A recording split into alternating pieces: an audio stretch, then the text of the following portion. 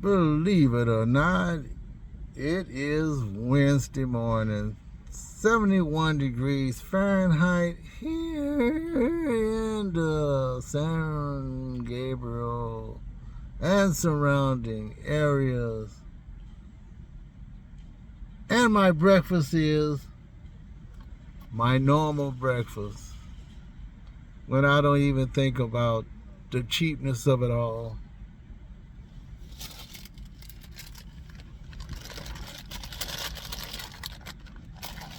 The cheapness of all the drinks. Mocha cookie crumble. I never had really a mocha cookie crumble, maybe once. Starbucks mocha cookie crumble frappuccino, $6.95. $6.95 for mocha cookie crumble frappuccino. Mendocino, a little far-fetched. And my crispy grill, $7.45, which all comes to $14.40. Believe it or not, those two pairings, they're not the real pairings, but those two items still came in under $15. So it's funny how certain things work.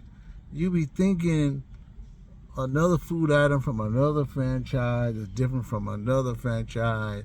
Maybe it's cheaper by a few cents, maybe it's more. What's the ingredients that they put inside of it? Does that determine how much it is? But yet, no matter which franchise I go to and how much I spend, if I'm not using the cheapest of cheapest and nothing changes anywhere else in my habits of breakfast, it still would be between $10 and $20. And in this case, it's still under $15, even with a tip. And I buy this most of the time, more than anything, crispy cheese.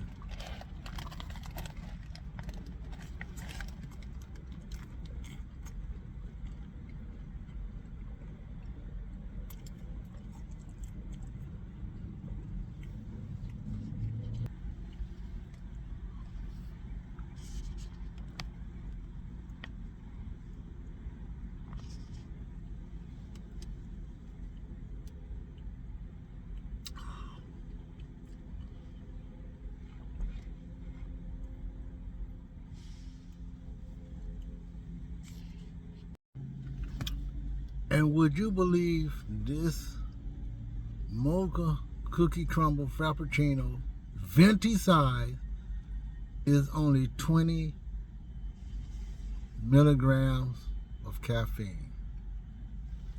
The coffee fraps, the same size, about 95 to 100. All the other fraps, they all around 140 top. But the fraps are not that much with caffeine. More than anything, it probably has more sugar, more calories, but not caffeine. So even these are better than the high energy drinks. Would you believe that? And these I buy all the time. Not this particular flavor, but the coffee frap, the mocha fraps, the caramel fraps, any of those types. How interesting is that?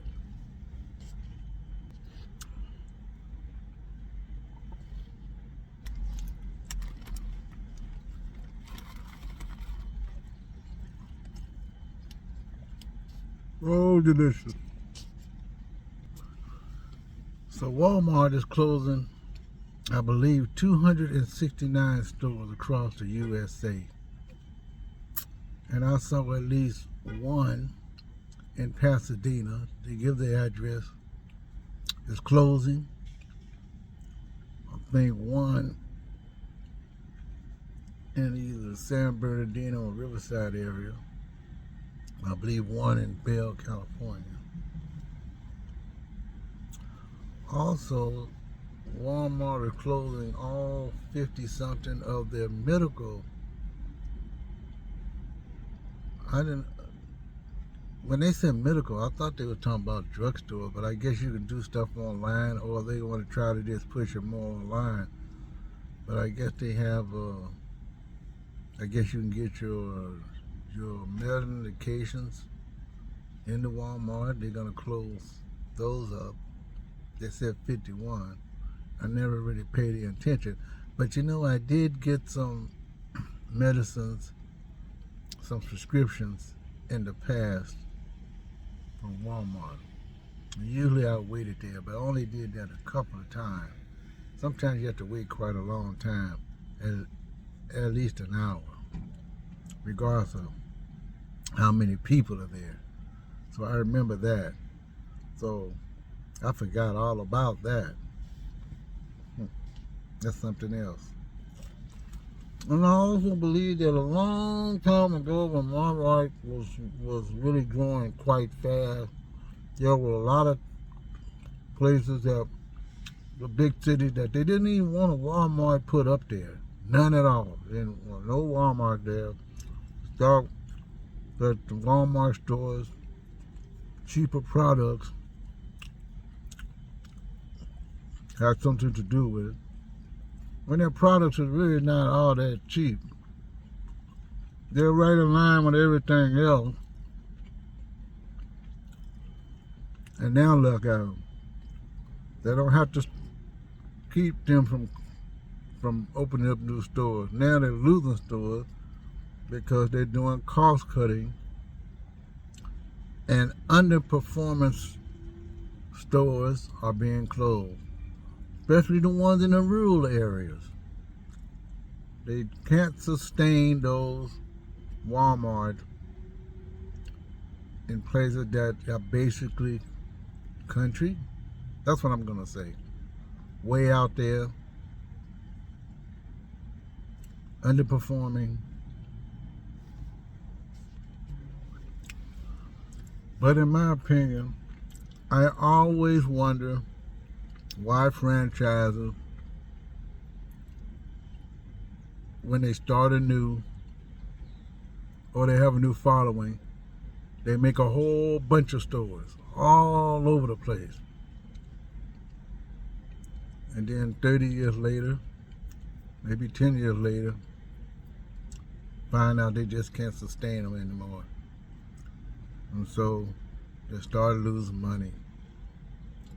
But you see the writing on the wall all the time. That's why so many drugstores are closed up. Rite Aid, Save-On, Osco, buying one another. Rite Aid used to be Thrifties. Doesn't that tell you something about the state of affairs of free enterprise?